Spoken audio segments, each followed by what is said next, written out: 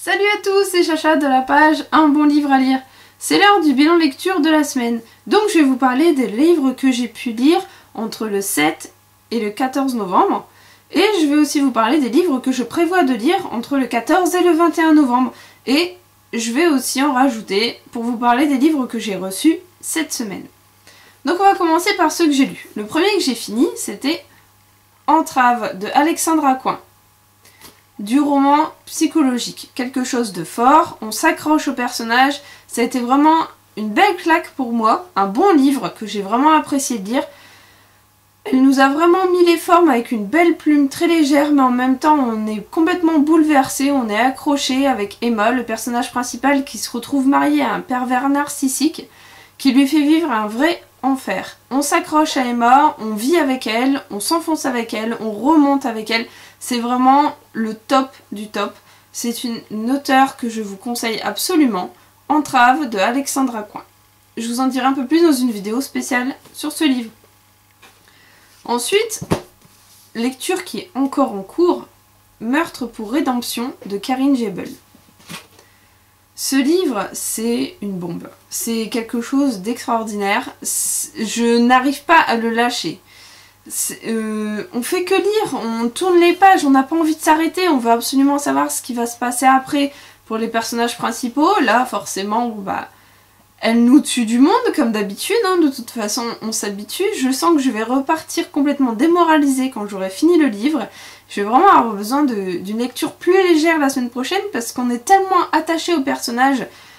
C'est un roman qui fait 1000 pages, on s'attache aux personnages, on aime les personnages, on les adore, on en déteste certains, on n'a qu'une envie, il y en a certains c'est de les voir crever. On se dit ils vont finir par les tuer, mais non, elle les fait survivre, elle les fait vivre, elle les fait continuer. Et ce livre, il me bouleverse, c'est vraiment quelque chose d'extraordinaire. Je pensais pas autant accrocher, je me suis dit waouh, un pavé 1000 pages c'est quand même pas rien, je vais mettre un petit moment, et en fin de compte non, ça fait 2 jours. 2 jours que j'y suis, j'ai déjà lu 800 pages. Ça faisait longtemps que j'avais pas vraiment dévoré un livre à ce point-là. Et c'est vraiment du Karine Jebel. Tout son art est là. C'est vraiment elle à fond. C'est ce qu'on aime chez elle. C'est fin, c'est tout. Voilà.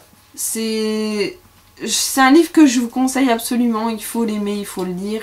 Voilà, il faut le tester. Donc... n'étant pas encore fini, je pense qu'il sera fini sûrement demain, donc je vous en reparlerai la semaine prochaine. Là, je vais vous parler des lectures que je prévois de faire, donc à la suite de Meurtre pour rédemption. J'ai dit qu'il me fallait quelque chose de plus léger, et donc j'ai choisi Criminal Loft de Armelle Carbonel, qui est publié aux éditions Fleurs Sauvages. Ça a pas l'air mal, en fait le but c'est qu'ils ont réuni 8 hommes et femmes qui étaient dans le couloir de la mort, donc aux États-Unis c'est dans le couloir de la mort, c'est-à-dire que c'est des tueurs souvent qui sont mis là en attendant d'être exécutés. Et donc ces hommes et ces femmes sont balancés dans un loft, un peu à la Loft Story, Starac, enfin le genre de loft, et on verra qui mérite de vivre. Alors je m'attends un petit peu à tout parce que ça va être un huis clos et avec que des criminels, je me dis que ça peut partir dans tous les sens. Après je me dis que vu la maison d'édition c'est quand même Fleurs Sauvages, ça peut partir vraiment sur tout et n'importe quoi et en même temps on s'attend au pire, on s'attend au meilleur. Et je ne doute pas de la plume de l'auteur, donc je vous en redirai plus la semaine prochaine. À mon avis ça va être le genre de livre que je vais aimer. Donc, ayant décidé de repartir sur du plus léger, pour me remettre de mes émotions de Meurtre pour rédemption, j'ai choisi aussi de lire Miss Peregrine et les enfants particuliers. C'est un livre qui a été adapté au cinéma il n'y a pas longtemps, donc c'est un film qui est sorti là au mois de novembre, et c'est un film que j'aurais aimé aller voir, mais je pense pas que j'aurai le temps. Ça a vraiment pas l'air mal, c'est vraiment du fantastique, c'est un orphelinat où il y a tout plein d'enfants qui sont spéciaux, ils ont une différence, ils ont des pouvoirs. Et je m'attends à tout parce que j'ai pas vraiment regardé... Bon, comme tout le monde, j'ai regardé la bande-annonce du film, mais on sait que les films ne sont pas forcément très représentatifs de ce qui se passe dans les livres. Donc je m'attends un peu à tout et j'ai envie de fantastique, de légèreté, de voir où est-ce que ça peut nous mener. Et bien sûr, bon bah, Si ça me plaît, j'hésiterai pas à suivre avec les suites et puis je vous ferai une petite vidéo spéciale sur la trilogie. Donc maintenant je vais vous parler des livres que j'ai reçus. Donc cette semaine, j'ai reçu Le piège du silence de Rachel Abbott.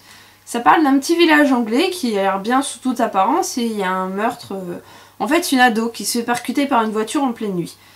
Donc de là, forcément il va y avoir une enquête, mais je me doute que comme dans tous les petits villages anglais, il va y avoir des secrets cachés.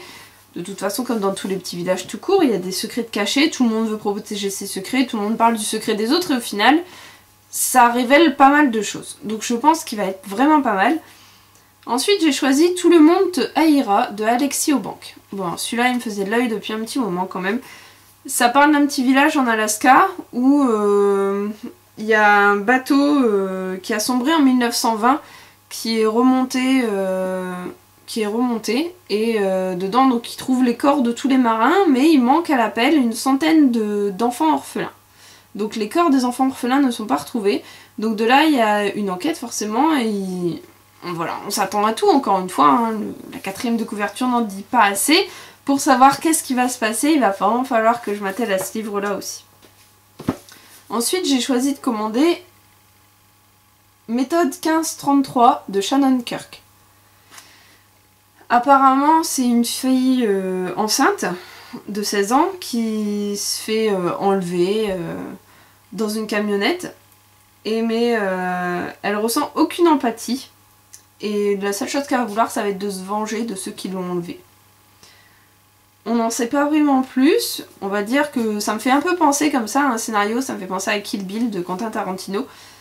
Je m'attends pas forcément à avoir des coups de sabre ou des trucs très karaté, très chinois, mais je m'attends à avoir voilà, la vengeance d'une femme qui a été enlevée.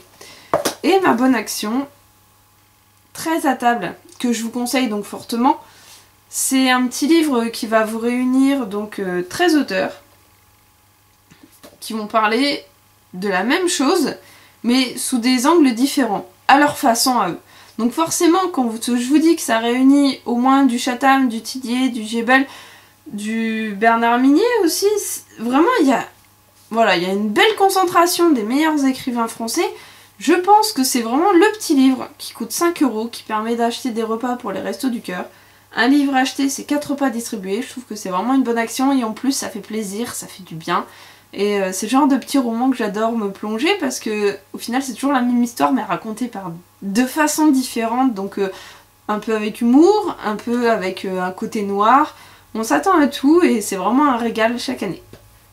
Donc voilà, ça c'était ma petite vidéo de la semaine. N'hésitez pas à l'aimer, à la partager, à la commenter, que ce soit ici, sur YouTube ou sur ma page Un bon livre à lire. Voilà, je vous dis à la semaine prochaine, bye bye!